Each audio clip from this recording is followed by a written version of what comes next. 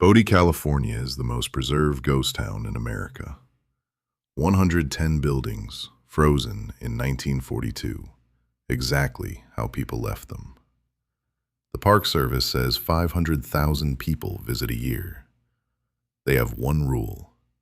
One, do not take anything. Not a rock, not a nail, not a piece of wood. And there is a drawer in the museum office that will make you never want to break that rule. If you like true cursed town stories where the haunting follows you home, like and subscribe. I post every night at 11 p.m. And tomorrow, I am doing Salem, Room 9. The girl who asks if you have seen her mother. This is the Bodie curse. I went to Bodie last October. It is at 8,375 feet in the Sierra Nevadas, middle of nowhere. In 1880, it had 10,000 people, 65 saloons, and a murder a day. They called it the baddest town in the West.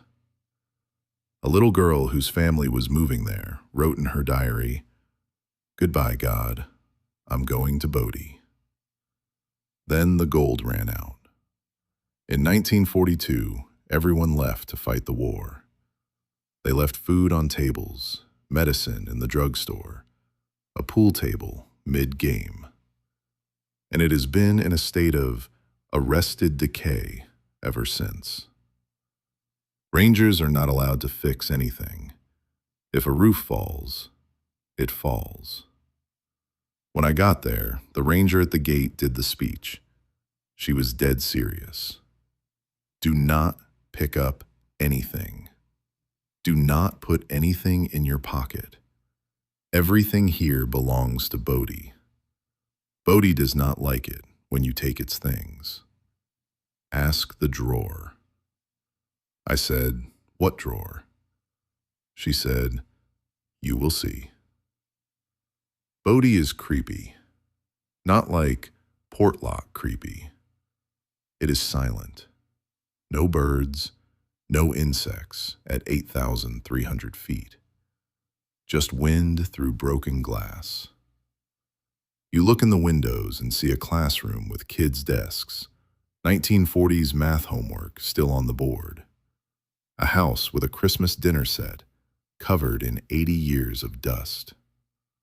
One house has a doll collection staring out the window. I was with two friends, Maya and Luis. We were in the saloon when Maya picked up a tiny blue glass bead off the floor.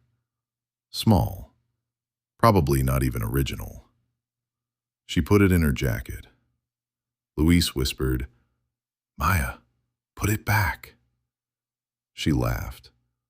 "It is just a bead. They will not know." At that exact second, the saloon doors slammed shut behind us. All three of us jumped. There was no wind inside. We left Bodie at 4 p.m. On the drive down the mountain, the car started acting up. Temperature gauge spiked. Then the radio cut out. Then Maya said, "My jacket is burning." That little glass bead in her pocket was scorching hot. She yanked it out and threw it in the back seat like it bit her. We laughed it off. Until that night. We were staying in Bridgeport, 30 minutes away. At 2:17 a.m., Maya woke up screaming. She said a woman was standing at the end of her motel bed. Tall, thin, in a long, faded calico dress, face covered in dust. Not attacking, just staring, and pointing at Maya's jacket on the chair. Maya grabbed the bead and threw it across the room. The woman vanished. Next morning, we drove straight back to Bodie.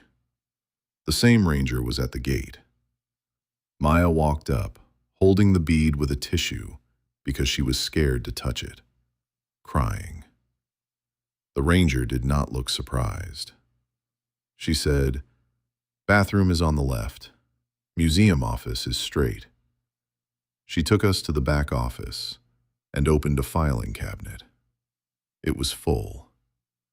Not with files, with stuff. 1,000 envelopes, rocks, nails, hammers, forks, bricks, a child's shoe, all with letters taped to them. She pulled one out at random and read it. Dear Bodie, I am sorry. I took this rock in 1983. Since then, my husband died, my house burned down, and my son got leukemia. Please make it stop. I am so sorry. Another. I took a piece of wood from the mill. Since then, I hear knocking on my roof every night at 3 a.m. I have not slept in 6 months. Another from a kid. Please take the nail back. The tall lady will not leave my closet. The ranger said, we get 2 to 3 packages a week. FedEx, UPS, anonymous. People mail it back. Some drive 10 hours to return a pebble because it follows them home. She pointed to a fresh box. That one came yesterday from Ohio. A man took a bottle cap in 1999. He said his life fell apart until he mailed it back. Look, the bottle cap was sitting on top, and there were fresh handprints in the dust around it. Small handprints. A child's. Maya placed her blue bead on the desk. The second it touched the wood, every single light in the office flickered. The ranger picked it up with tweezers and put it in a baggie. She said, where did you find it? Maya said, the saloon floor. The ranger went quiet. She said, that bead belonged to Rosa. She was 8. Died in 1899 from fever. Her house is the saloon now. That was her bedroom before it was a saloon. We have been looking for her beads for 20 years. They keep disappearing. We drove down that mountain fast. 2 weeks later, I got a letter.